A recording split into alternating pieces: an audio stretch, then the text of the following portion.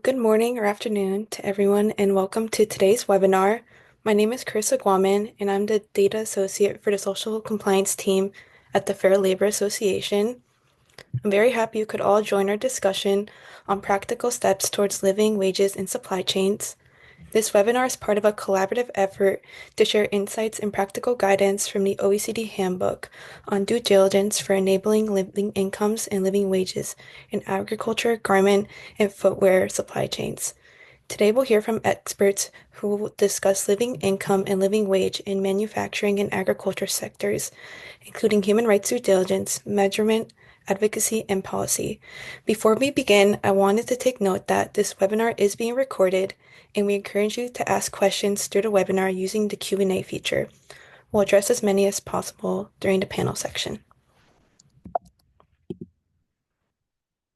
To start, I am joined by my colleague, Tiffany Rogers, Director, Innovation and Management, Manufacturing at the Fair Labor Association. Next, it's my pleasure to introduce Dorothy Lovell, Garment and Footwear Lead for the OECD Center for Responsible Business Conduct. Next, we are happy to have Marcelo De La Jara, Deputy Director and Senior Researcher for the Anchor Research Institute.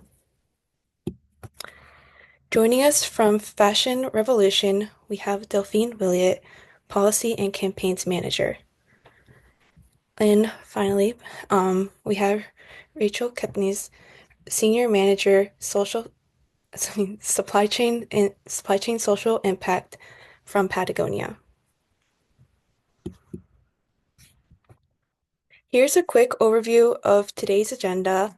We'll begin with a presentation on the OECD Handbook. This will be followed by a presentation from the FLA and then a presentation from Patagonia. Lastly, we'll move into our panel and Q&A section with our esteemed speakers. And with that, I will hand it over to Dorothy.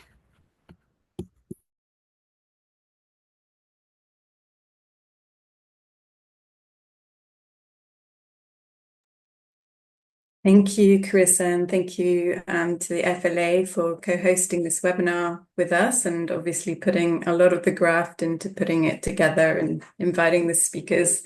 I'm very excited to be here with you today and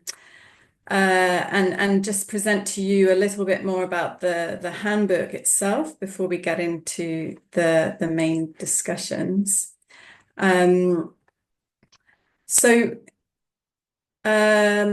This handbook was published in October in Berlin. And with this presentation, I'm going to explain how it sits among the body of OECD standards, guidances, and tools, and share some insights as to how it was developed. And then most importantly, take a quick glance at what is in the handbook and how companies and stakeholders might use it so as to set the stage well, I hope, for the discussion that will follow. So we can move to the next slide. Thank you.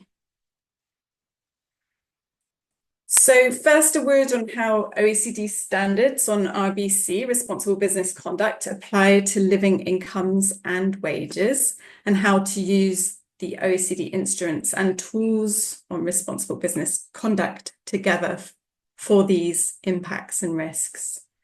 And so starting with the guidelines for multinational enterprises on responsible business conduct, or M&E guidelines for short, these provide recommendations by governments to enhance the business contribution to sustainable development and address adverse impacts associated with business activities on people, planet, and society across a range of topics, including human rights, employment and industrial relations, bribery and corruption, environment, etc. Importantly, the M&E guidelines introduce the 6-step due diligence framework, which is the reference point for responsible business conduct due diligence practice for businesses across the globe. It also includes relevant expectations on due diligence related to living income and wages, including as employers, providing the best possible wages, benefits, and conditions of work within the framework of government policies and applicable international standards. And it says that these should be at least adequate to satisfy the basic needs of workers and their families. And you can find that language in Chapter 5 of the guidelines. We can click through once more. Thank you. So due diligence for responsible business conduct is what we sometimes call for short our general due diligence guidance, and it creates a framework for due diligence for all sectors and all risks. And it is always a very useful reference.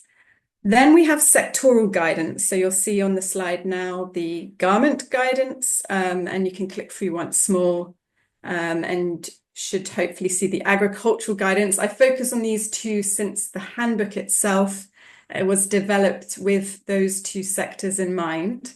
So the sectoral guidance provides practical support to companies on the implementation of the OECD the M&E guidelines, providing really plain language explanation of due diligence recommendations and the associated provisions, taking into account the specificities of these different sector supply chains. So all of these standards so far, all of these documents are what we call our responsible business conduct standards. And what's important to note is they're negotiated texts, and our 38 member governments and 13 other governments have adopted and committed to promoting and disseminating these guidances and guidelines to businesses and stakeholders working in and operating from their territories. And they provide voluntary principles and standards for responsible business conduct consistent with applicable laws and internationally recognized standards.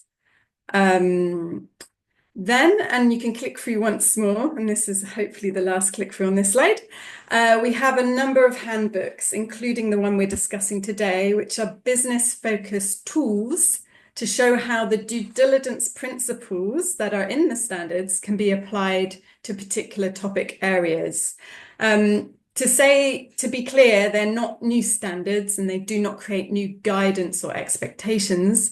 They just draw from existing guidance and recommendations applied to this particular issue. So it does what it says on the tin. It's a handbook. It's an accompanying tool for the business practitioner and other stakeholders.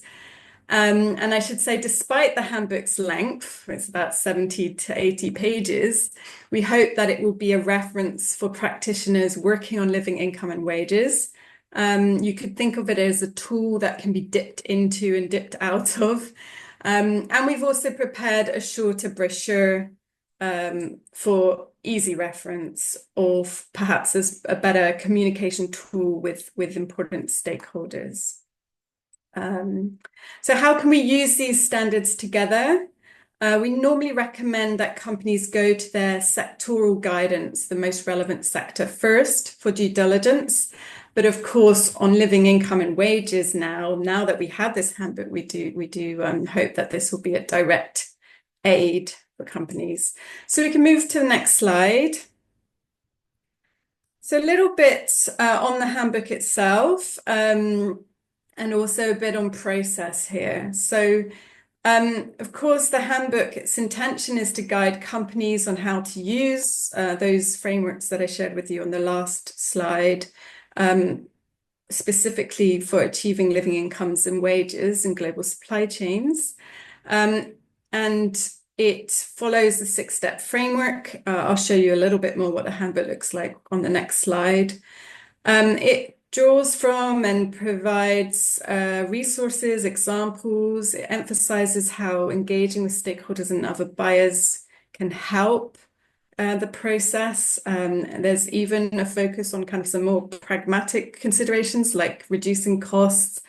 And of course, I mean, important to note, it does recognize the complexity of this issue for businesses. It's not trying to suggest that achieving living wages is easy. And also recognizing the important role and the context that companies are working with in terms of the government setting and the role of the actors.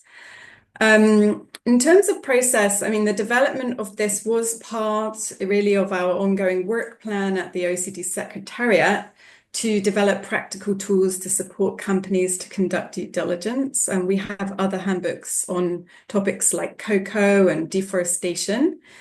Um, Work on the handbook started a few years ago with generous support from the German Federal Ministry for Economic Cooperation and Development.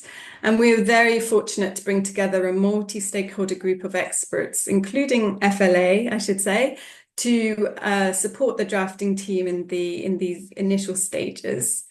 One early decision was to cover the two sectors mentioned, and therefore also to seek to cover both incomes and wages. Not an easy task, I should say, acknowledging that they're very different and have different challenges.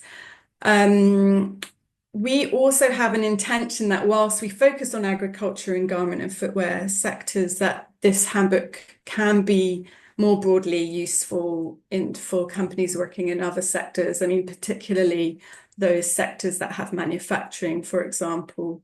So it's informed by experts. We also held a targeted public consultation in late 2023, early 2024. And with fortunate timing, we were also able to really, we sought to align the handbook with the relevant conclusions from the ILO meeting of experts on wage policies, including living wages, which was held last year in February. And being able to publish this handbook so soon after that important meeting and those conclusions is something that we're really quite pleased about. Yes, I think we can move on, sorry, to the next slide. So what does the handbook look like? So it's some 70 plus pages. It provides important framing, concepts, seeking to align with the ILO concepts they exist, and explains company responsibility on these issues, where incomes and wages are significant issues for businesses in their own operations and value chains. Then there are detailed step-by-step considerations and practice examples. And we've managed to flag many useful resources, whilst I should acknowledge we couldn't capture every single tool or report that is out there and is useful. And these can be found in the annex. There was a lot of discussion about how to feature such resources when we were developing, and it was felt that this was a good solution, noting, of course, that that is a movable feast and that it will date quickly, or there could be interest in it being updated, which is very tricky with our publications. So we can move to the next slide and the final slide for me. So I wanted just to highlight a few areas of content that might be of interest as examples. But I also believe that the panel to follow may draw from other parts of the handbook in the discussion. So under step 2, which is for many of you, you'll be familiar with the 6-step framework already, for scoping and assessing risks. Of interest, the handbook includes a risk factors table, which is something we've developed in the past for other risk areas. For example, the garment and footwear guidance includes a risk factors table in our forced labor module, echoing kind of forced labor indicators. So basically, if a company doesn't have full supply chain visibility, without having full traceability up front, which isn't necessarily something we advocate for, given the various costs and resource drain on doing that. How does a company go about deciding where risks may be heightened and where they may need to investigate further? So the idea of a risk factors, or thinking about it through risk factors, is essentially a way to kind of identify areas areas of the company's supply chain where they may need to investigate living income and wage gaps further. Then, in terms of estimating living income and wage gaps, also a step two activity in the handbook.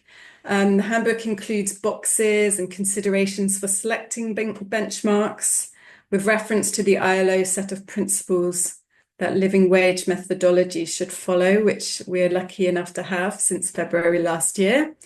And assessing suppliers, including, of course, those that are not direct business relationships, which is really key for this issue, and particular naughty practices such as accounting for in-kind benefits and estimations, etc. And then under step three, a major focus is on closing living income and living wage gaps. And here the handbook acknowledges and walks readers through a number of different categories of action to consider, both inward looking. So for example, looking at internal measures, buying practices, purchasing practices, etc., and more outward looking. So what kind of support can companies offer to suppliers, farmers, etc., in order to close gaps? So I hope this gives a quick snapshot as to the handbook and how companies and other stakeholders might use it. I'd like to emphasize that it is a business tool and it provides a lot of different strategies and actions that companies may want to take, but clearly it's not a completely exhaustive tool. And our intention is really for it to be a bit of a starting place. And we hope in this and in future discussions to be really part of this community of practice that shares experiences and pushes due diligence practice in this area forward. So thank you, and I'll pass back to the FLA team.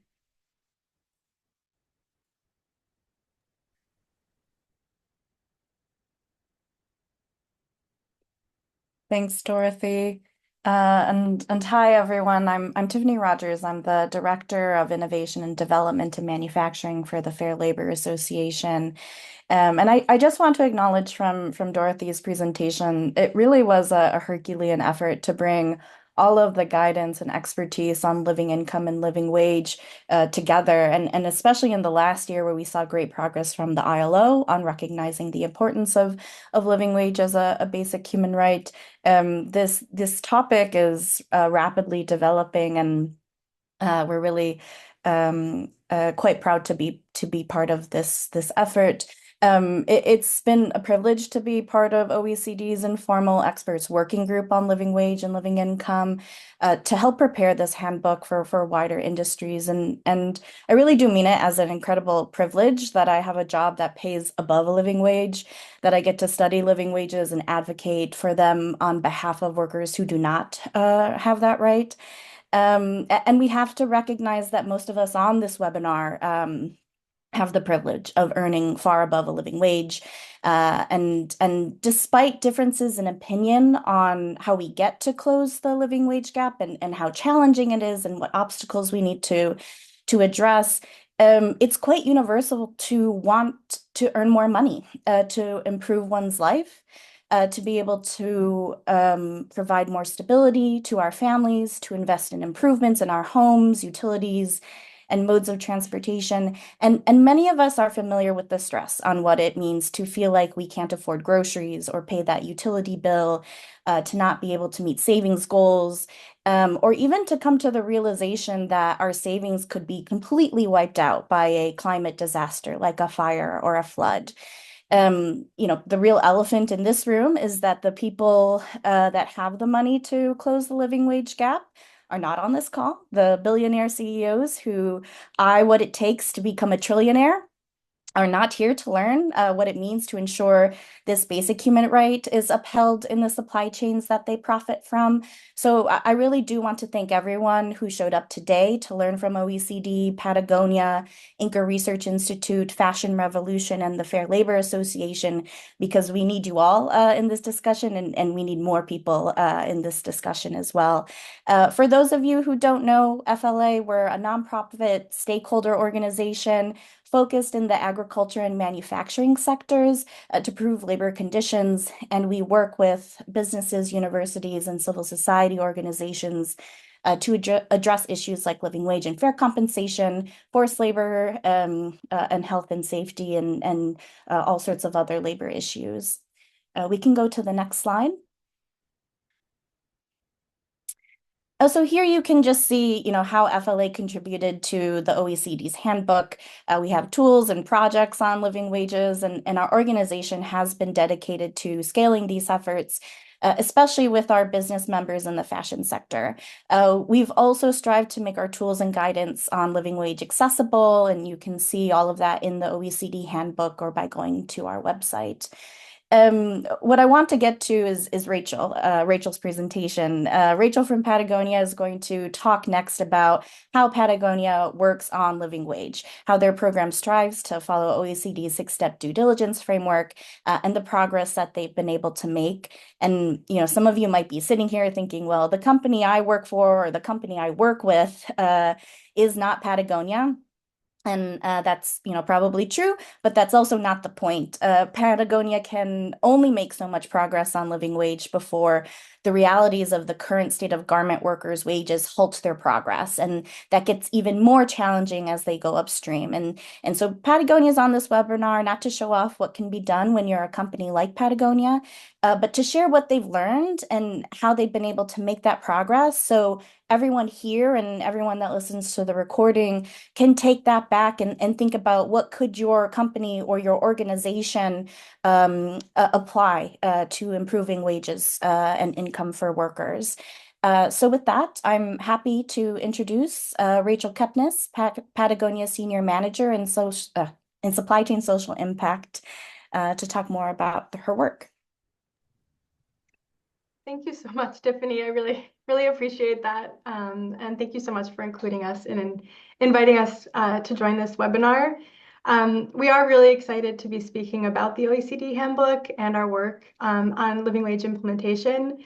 We were a part of that the targeted consultation process as well that Dorothy mentioned. And so we're really glad to see the final version come out now and use it to further refine our strategy and our efforts that we've been doing as it relates to living wages. When we started this work, over 10 years ago, we didn't have a tool like this.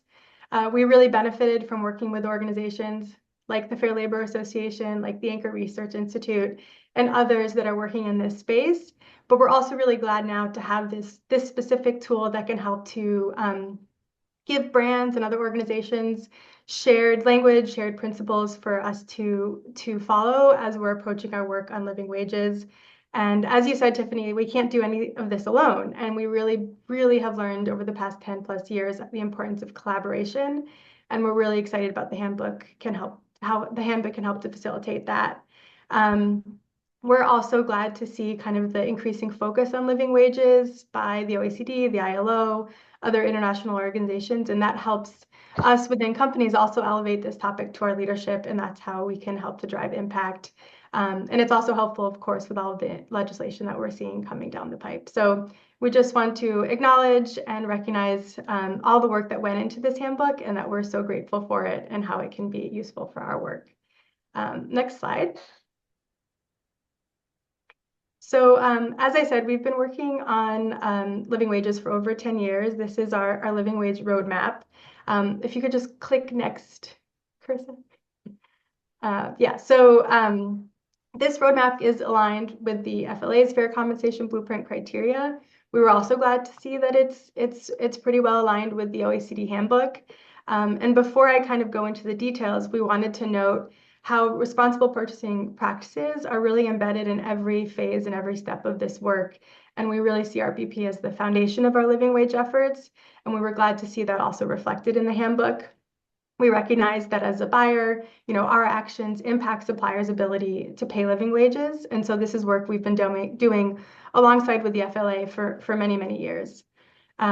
Specifically, our work on living wages really got started around 2012. At that time, we knew that living wages would be a long journey. And so we decided to start by partnering with Fair Trade USA on our Fair Trade program so that we could send premiums directly to workers in our supply chain so we could, put money where our mouth is, as they say. And this was a way to demonstrate to our suppliers that we're really committed to this topic, but also to really drive impact with workers. In 2014, we certified our first factory, and now over 90% of our products are made in fair trade certified factories. And we've actually sent over $35 million in premiums directly to workers through the program. So it's hugely impactful. But we've also been doing a lot of work on living wages, especially in this phase one in 2015. That's when we did a ton of research alongside with the FLA as well, established this goal that we had to make all of our apparel products in factories that pay a living wage. In order to get there, we knew that we needed data. So we started collecting detailed worker compensation data using the FLA's wage data collection tools.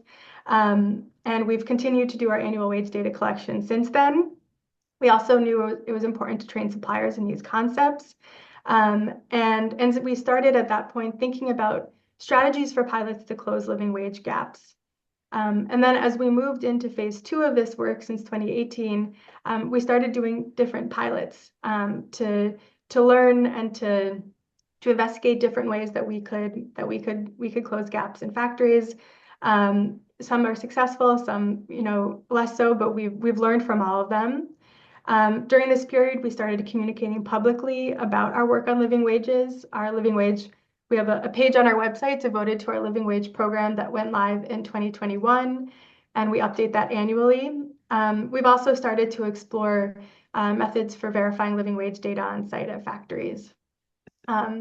And now I can't believe it's 2025. 2025, we're moving into the next phase of our work, really taking all the learnings from the past 10 years and kind of informing our strategy moving forward, honing our efforts, and we're really excited to use the handbook to really guide this next phase of our work. Next slide. So when the handbook came out, we took a deep dive into it to look at how our work was aligning with the handbook, and we were glad to see that a lot of the work that we were already doing was pretty closely aligned with the 6 steps in the handbook. From step 1, where it talks about building an action plan, we were glad to see that we already had our blueprint or our roadmap that was driven by the FLA.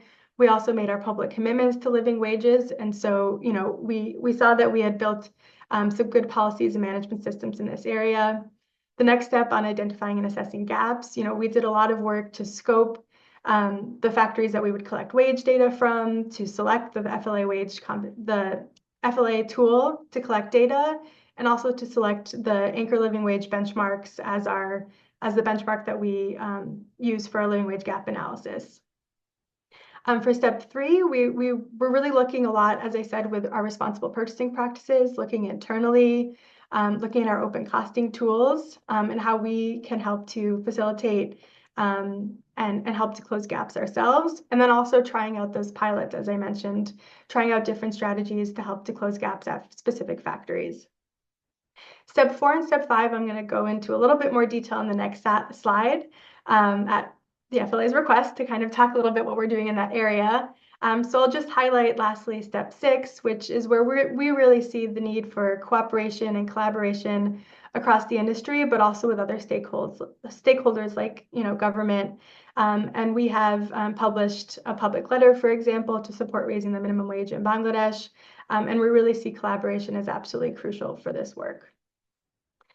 Next slide. So for steps 4 and 5, step 4 is really focusing on tracking implementation and results. This is about making sure that the activities that we're taking are actually effective. And there are 3 kind of steps: verify, monitor, and validate. Verifying is making sure that we do what we said we would do. And so we do track against that roadmap that I shared in the initial slide, making sure that we're taking the activities that we said that we would and tracking against the timing. We also regularly review our responsible purchasing practices to look at kind of how our actions are impacting suppliers' ability to pay living wages. We participate in the Better Buying Initiative survey. And we also have regular internal meetings with key stakeholders to review our purchasing practices and possible impacts in the supply chain. The second aspect is monitoring, which is the ongoing tracking of progress of indicators.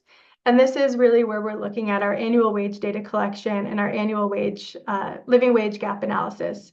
And as I said, we do that every year using these tools to understand where are the gaps in our supply, where are the living wage gaps in our supply chain. And then we engage directly with suppliers about their data to talk to them about ways to close those gaps. The BBI survey is another example of how we monitor our actions, our impacts, so that we can track how our responsible purchasing practices are impacting suppliers and track our progress over time. The last part is validation, which is determining if our actions are effective and then adjusting if need be. So of course, we use our annual wage data collection and our annual living wage gap analysis process to inform a lot of this work. That helps to dictate our supplier engagement strategy each year, helps us to plan pilots in areas that we want to focus. And then we also use those learnings from those pilots to inform our actions moving forward.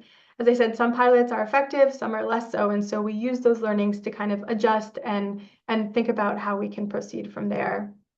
And our experience really has shown us that scalability and collaboration are key, and that's an area that we're really aiming to focus on in the future.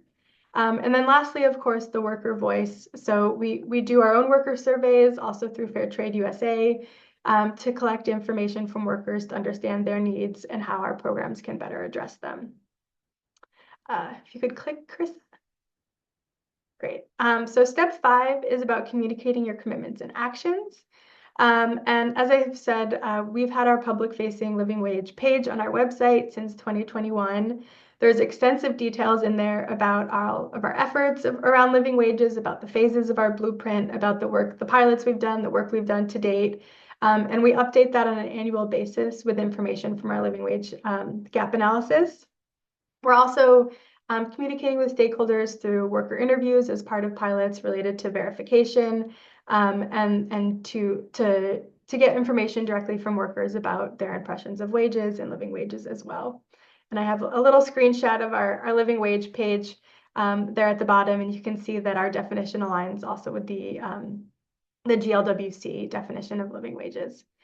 And I think that that's it for me. I really appreciate the time and look forward to a helpful and productive panel discussion.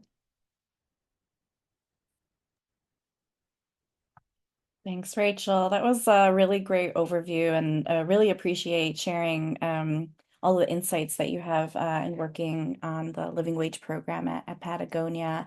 So now we're going to get into our panel discussion, and I'm going to invite Marcelo and Delphine to join us on camera. Dorothy, please join us as well. And Carissa, we can take down the PowerPoint presentation. But we wanted to invite Marcelo and Delphine to provide more perspectives on living wage and living income. And so I'll ask you both, and I'll ask Marcelo for you to start to go ahead and share a little bit about your background and expertise on living wage and living income, and share with us what you took away from the OECD handbook and what you find as some of the most relevant pieces of it. So Marcelo, why don't you start, and then we'll go to Delphine. Thank you, Tiffany, and thank you everyone for attending the webinar. Welcome. My name is Marcelo de la Jara. I am researcher at the Anchor Research Institute, and I'm also deputy director of the Anchor Research Institute. I am based in Mexico City. I have been working with the institute on a full-time basis for 2 years or more, a little bit more. And I have worked directly on the estimation of living income and living wages. I was in charge of doing several benchmarks for Mexico, but I have also worked with the estimation of living income and living wages in Ethiopia, in Thailand, in Ecuador, and Nepal, in other countries. And so I'm also in charge of the publications of the Institute, and in that capacity, I usually very close to the final output of all our work. Yes, in terms of the handbook, I mean, this is a very welcome publication. Really, it shows the progress that we had as an international community in acknowledging the reality of living income and living wages, and also acknowledging the need, the acknowledging that we are not going to get to living income and living wages automatically, that it needs an effort that is conscious and constant by all stakeholders to get there. I think the handbook shows, within the framework of due diligence, what are all the things that we can and have to do in order to get to the living income and living wages. As companies and organizations and governments and workers start talking and about this and implementing different strategies, I think that from this impulse, we will get one of the highest contributions to economic development in lower income countries and middle income countries during this century. And this handbook is for sure, it will be a tool that will be used for a long time. Thanks. Thanks, Marcelo. And Delphine, please introduce yourself to this group. Hi, everyone, and thanks for joining today. I'm Delphine Willett, the Policy and Campaigns Manager of Fashion Revolution. So we're the world's largest activism movement within the fashion industry. In terms of my experience on living wages, so since joining Fashion Revolution, I've been working on the Fashion Transparency Index, which reviews and ranks 250 of the world's largest brands and retailers based on their public disclosure on human rights and environmental issues. And that does include disclosure on their living wage strategy and disclosure. And following this as well, I've also co-led the largest living wage campaign at EU level, which demanded legislation, due diligence legislation on living wages as supplementary legislation to the CSDDD, so the Corporate Sustainability Due Diligence Directive. So after submitting our legal proposal to the European Commission to ensure that living wage due diligence is enshrined into EU law, Fashion Revolution, among other organizations, campaigned for over a year to demand this legislation to become reality. And as part of that, we are continuing our advocacy efforts despite the campaign ending.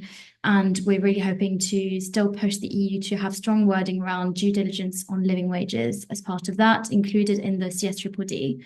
And referring back to the handbook, I think it's a particularly useful tool, given that on one hand, in our relationship with brands, we have a lot of conversations behind closed doors around how they can address living wage risks. And being able to refer them back to a specific tool is incredibly useful, because a lot of them will say, oh, but we don't know which methodology to use, and that will be the first barrier to any kind of conversation on living wages.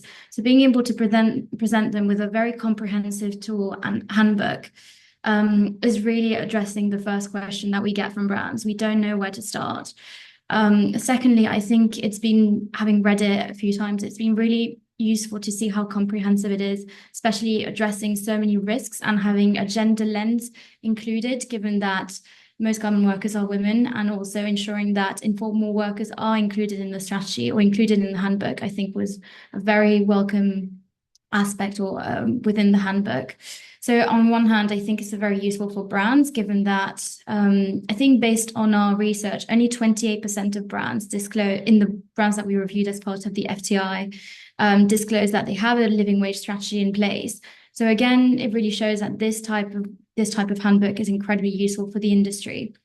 From an advocacy perspective, and referring back to the CSDDD, although von der Leyen recently announced that the CSDD, the CSRD, so the Corporate Sustainability Reporting Directive, and the taxonomy legislation would be subject to an omnibus package.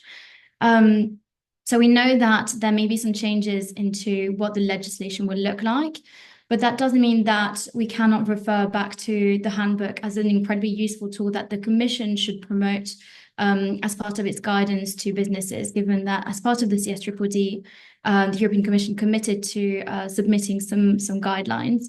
And this is why we have been advocating for the European Commission or we are planning on advocating for the European Commission to use the handbook as well, to ensure that businesses do address their living wage risks appropriately. Thanks, Delphine. I really appreciate the insight that you provided on all of the advocacy efforts that Fashion Revolution is doing to recognize this within the CSDDD, and we know there's a lot of change happening with that currently. I think what I'll just add is in all of the discussions that we have with brands and suppliers around living wage, the simplest solution is to make living wage the minimum wage, and then it becomes some type of very easy standard to adopt because it's part of the regulations. And so that's what we come to the conclusion very often is that regulations around this will be important in order to make really real and sustainable progress on living wage. I'm going to go back to Marcelo.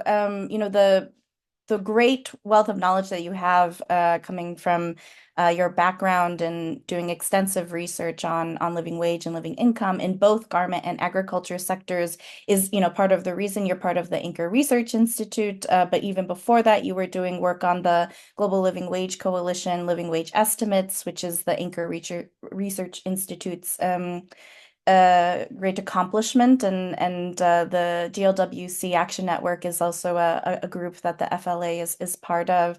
So Marcelo, I'm going to ask you to talk a bit more around the living wage estimates and living income estimates, and how does this kind of come into place with step 2 of the OECD handbook in assessing living wage and living income gaps. Thank you. Yes, I think when it comes to steps 2 in the handbook, there are two areas of concentration. One is identifying risk and acting on risk. That's one area, and the other area in which we have worked more at the institute is on actually estimated living income and living wages, and also prevailing income and prevailing wages. And what I would highlight is from the handbook is this important idea, the gaps between, say, prevailing income and living income, or between prevailing wage and living wage. Those gaps become an indicator for the companies. So it's if you want to start a successful due diligence by companies will depend on, in a way, on how they follow this indicator over time. But there are challenges around that because we have to make sure, or companies have to make sure, that actually the changes that they see eventually in the gaps over time, those are the results of substantial changes in the areas that we want to see, that is mainly increases in the prevailing wage. So, for example, if you have a strategy in the short run, what will happen is that usually the living wage is or the living income is more or less a structural or fixed value in the short run, of course, and then the progress that you will see in the gap over time is probably comes from the prevailing wage, for improvements in the prevailing wage, and so it becomes crucial to use methodologies that actually can account for the living income or the living wage and the prevailing income and wages in the right way. And in that sense, the handbook highlights some of the methodologies that are available. But I always insist, from my own experience and the experience that we have at the Institute, that what is important is to focus on the attributes of these estimates. For example, when you choose a methodology, start by looking at how those estimates that the methodology produces are given the right information that you need as a company. And I can provide a couple of examples on that, particularly estimates of living income and living wage should be comparable across geographies. So if you are a very large company sourcing from different regions in a country or from different countries, you will be facing different living incomes and living wages, and therefore, even if wages don't change very much between one place or another, suppose that's the case, then the gap, you have to be sure that the gap that you are using as an indicator actually is telling you something about the gap that it's actually existing in those places, because you will be facing different gaps, and you have to be sure that if the living wage is double in one country than in the other from which you are sourcing, then that's actually capturing the cost of living of people in the same way. That's comparability is important. Also, it's important, as the gap is going to move over time, it's important that the values that we have of the living wage are consistent over time. So it's important that, it's just to finalize this part, it's important that the gap that you are following as a company actually is not changing due to factors that are not related to improving in prevailing wages or changes in the living wage, but driven, say, by changes in the data that people use to estimate prevailing wages or changes in factory prices. We have to make sure that when we compare things over time, the information that we're getting is the right one. Thanks, Marcelo, and thanks for providing some of that insight around, some of the important pieces of the Anchor Research Institute methodology around being comparable. And I'll just mention with the work that the Anchor Research Institute had done with the Global Living Wage Coalition, in establishing those estimates, that did remove some of the barriers for organizations like FLA and our member companies in starting to measure progress. And so I'm going to ask Rachel to come in and speak a little bit more to that brand perspective and some of the challenges around living wage and how the OECD handbook addresses some of them. But Rachel, I'm not sure if you saw in the Q&A, there is someone that's asking specifically around challenges around the data collection process and the reactions of suppliers. So if you could maybe weave that into some of your insights, then we can get to that question. Thanks, Tiffany, and thanks, Marcelo, for all that great information about the benchmarks and the importance of comparability. It's just there's so much that goes into this work. So maybe just I can start on the question about challenges with data collection, because I think the other challenges and opportunities we see are a little bit broader with the handbook. Sorry, did that question disappear? Okay. Yeah, I mean, I think that Patagonia, we have longstanding relationships with our suppliers that are aligned kind of with us on our values for social responsibility. We have a very robust process for determining which suppliers we work with, and have worked with many of our suppliers for many, many years. And so I think that having that foundation of a strong relationship really enabled us to kind of have these conversations about wage data from a really kind of a position of partnership that our suppliers understood, and that's why we also did that training to explain what living wage is, why we're working on this, so that they could feel comfortable sharing the data with us, so that we could they would understand that we're not planning to use it in a way that would be detrimental to them, but that we're really using it all to advance these efforts. And ultimately, it's also beneficial to them to have this information, and that's why it's so we share the results with our suppliers each year, and those conversations are really where we can have really productive engagement on the topic of living wages, and of how to raise wages and talk about those challenges. So I think that there's a lot of challenges inherent with data collection, which Tiffany is is very familiar with. There's a lot of details, but I think that having that foundation of strong partnership with suppliers enabled us to establish that trust so that they could share the data with us. And now we've been doing it for enough years that it's just kind of like a part of our normal way of working with them, and they are aware that this is something that we do every year. But I think in terms of the challenges and opportunities that we see with the handbook's recommendations, we really see brand collaboration and collaboration across the industry that continues to be a challenge. And we are excited to have the handbook and these tools to help to drive that collaboration now.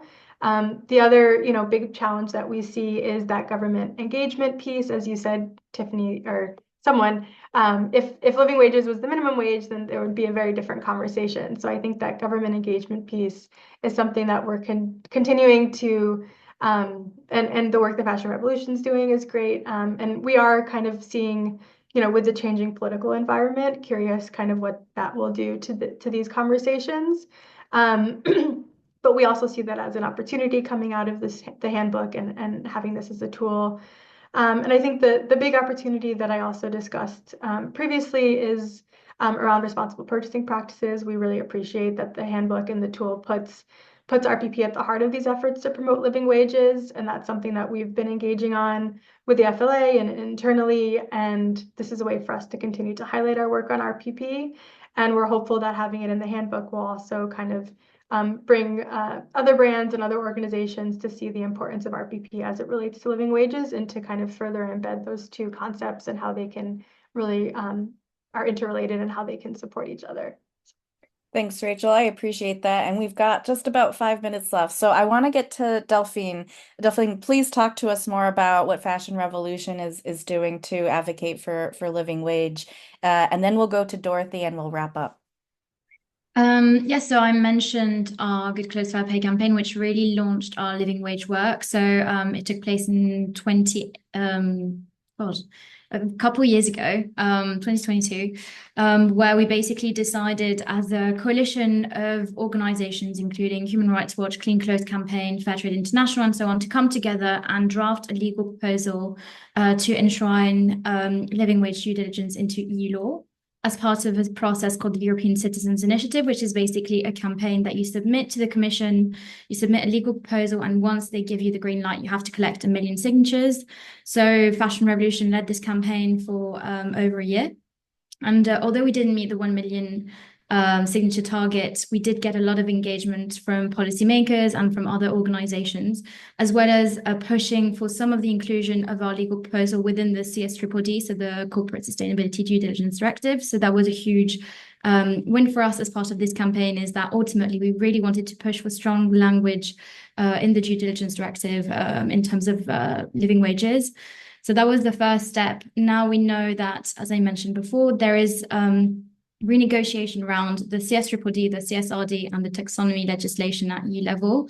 So as part of that, we're really hoping that we're campaigning with other organizations on the fact that we want to keep strong language on living wage as part of the Due Diligence Directive. And we really want to make sure that whether it's as part of an omnibus legislation or whether it remains as the CSDDD, we really want to push for a better due diligence on living wages. And that includes ensuring that the Commission refers to tools like the Handbook as part of the guidelines that they will publish for companies. So that's part of one aspect of our work. I suppose another, I mentioned that we are in touch with 250 of the world's largest brands and retailers. We also engage them on advocacy globally. So for instance, and I know that Patagonia was active on this issue, but when Bangladesh decided to review its minimum wage legislation, we decided to contact all the brands that we knew were sourcing from Bangladesh and ask them to publicly commit to the trade union's demands regarding wages, as there was one single figure, which is quite uncommon as part of wage negotiations or wage legislation negotiations. So in that sense, that's one of the ways that we can use our connections and collaborate with brands to really ensure that we push for strong legislation on wages and ensure that garment workers end up getting a fairer deal. And then I'll mention the third way that we do engage a key stakeholder within the fashion industry is we've recently started a project with PRI, the Principles for Responsible Investment. And as part of this project, we really want to ensure that investors use their role and leverage their role with brands to push for demands and better understanding of what our brands currently doing on living wages. We know as part of different groups that we've been part of that investors have often been put to the side when it comes down to highlighting their role on pushing brands on specific issues. And we feel that now is the time to engage investors on living wages and how brands are actually addressing living wages within their organization. And I'll pause there because I know that we're Thanks, quite Delphine. on time. That was great. And thanks for talking to the points on, the engagement that really needs to happen within the EU on the CSDDD and within sourcing countries like Bangladesh. That government engagement around supporting wages for workers is really important. And okay, so we are at 1 minute. We'll go a little bit over time because I do want to ask Dorothy now, with the handbook out, what is next for OECD on this topic to really support progress? Sure, thanks. And very quickly, I guess, we'll continue to play our role in convening companies, policymakers, and stakeholders to advance these kinds of discussions. And quite concretely, we have our annual Garment Forum, and in February, week of the 10th, there'll be some virtual side sessions organized by partners that touch on living wage topics. The agenda should be launched imminently, so you can peruse that and sign up. We're also doing a further webinar on the 27th of February with the Living Income Community of Practice on due diligence for living incomes more specifically. So for those of you more interested on the income side, do consider joining us for that. If I can, I'll post the link for it, but I'll be putting it out on LinkedIn and such soon enough. Maybe very quickly, another way that we really see that we can support, and I would like to kind of endorse a little bit what Delphine was saying, with respect to the important role of governments, both on the legislating side and also in the kind of the actual, sourcing country side. One thing we've been given the mandate to do by our governments is to develop credibility criteria for sustainability initiatives, and we all know the important role that they play in this space, and of course that's also a key feature of the handbook. And also it was great to see the ILO with like the OECD really recognizing the important role of living wage initiatives, for example, in terms of actually pushing the agenda.